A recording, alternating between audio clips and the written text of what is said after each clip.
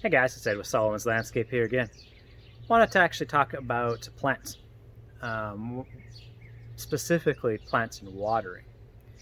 Obviously, we've had a lot of rain in the last couple of weeks, and so watering is probably not on the top of anybody's mind. But again, we are getting into summer. I feel the sun is out, the humidity is up, so summer's time's right around the corner. We're going to get high humidity and high temperatures, and probably with that, I'm thinking because of the fact that we got so much water this fall, winter, and spring, we may end up being with a very hot and dry summer. I think let's hope, because we do need some of this water to dry up and dissipate a little bit, because this excess water is going to cause some pests and diseases because there's just so much water, and when you have too much water, it can cause issues with your plants. So with that said, on plants, how much water do you want to plant? Well, or put down in the heat of the summer. Depends on what type of plants you're talking about. It ranges the gamuts from shrubs and bushes to trees to grass and everything in between. It also depends on site conditions. Is the plant in full sun? Is it got shade for half a day? Is it got part shade for half a day? Is it got shade for all day?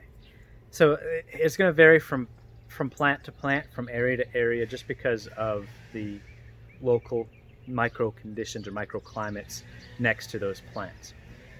We'll start off with the grass. Depending on the type of grass you have, I know we talked about fescues and cool season grasses like fescues, warm season grasses like Bermuda zoysias. Fescues generally their dormant season is in the summertime, spring, summer, and then it starts actively growing in the fall time. So with that said, it's starting to go dormant. It starts to shut down a little bit in the summertime. It still needs water in the summertime in our area because of the high humidity and the amount of heat that we get. It does not like heat, so if you don't water, it's just going to completely die. So if you did have fescue, I'd recommend honestly having an irrigation system and running it to where you put down about a gallon to a gallon and a half of water per week. So meaning if your nozzles, and it depends on what type of nozzles you have. So there's a little bit of science in there, a little bit of math involved. But let's say an average sprinkler will put out, a gallon per hour. And so that's what you want to do. What you want to basically have it on for an hour throughout the week. You can split that up. Fescues, I would say maybe 3 times a week. So 20 minutes at a time.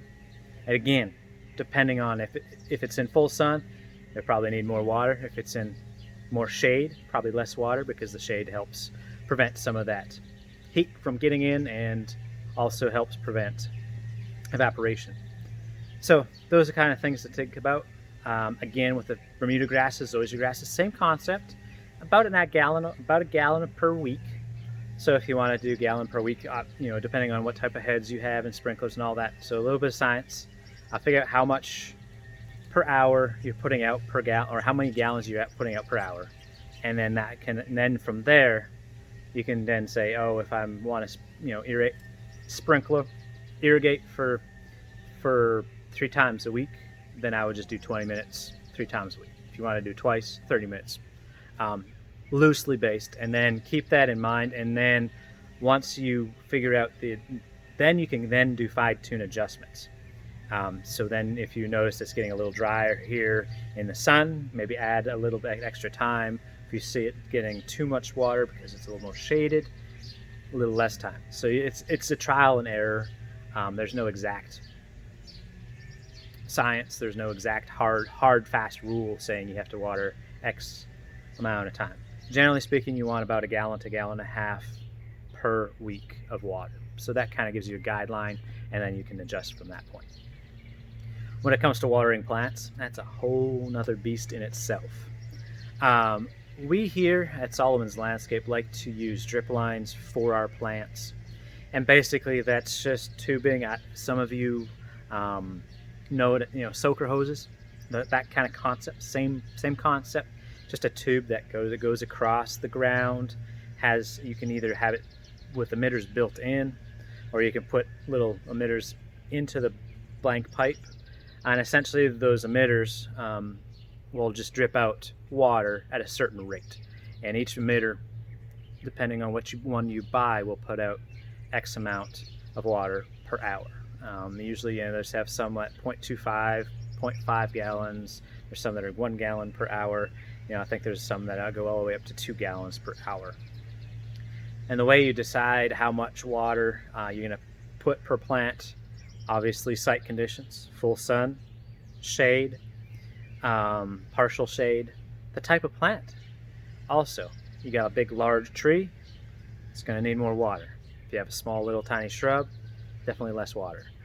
So those are kind of specific, and then of course you get into specifics of the type of plant, what it requires as well. There's some that do just fine without a ton of water once they're established, and then there's some that require very little water once established. Most plants around here, actually, after about the second year, realistically, unless we have really, really hot, dry summers for like 2, 3, 4 months, typically they'll do fine once they get established after that first and second year. Generally speaking, they'll be fine. Example, my house, the plantings that we have back here, we actually did drip line for the first year to get them established. We ran it. Obviously, they're now established, and I don't think we've run it ever since that first year. So again, it's that the first year for certain. Grasses, so it just depends on the plants, the site conditions. That kind of helps you, I hope. Maybe it muddies the waters a little bit. And then grasses, if you have fescue, definitely regular watering. If you have Bermuda zoysia grass, it's one of those warm season type grasses.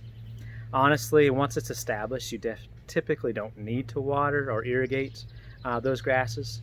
It's just a matter of preference. I do know that extended periods of time will cause stress and they have to brown out in the summer.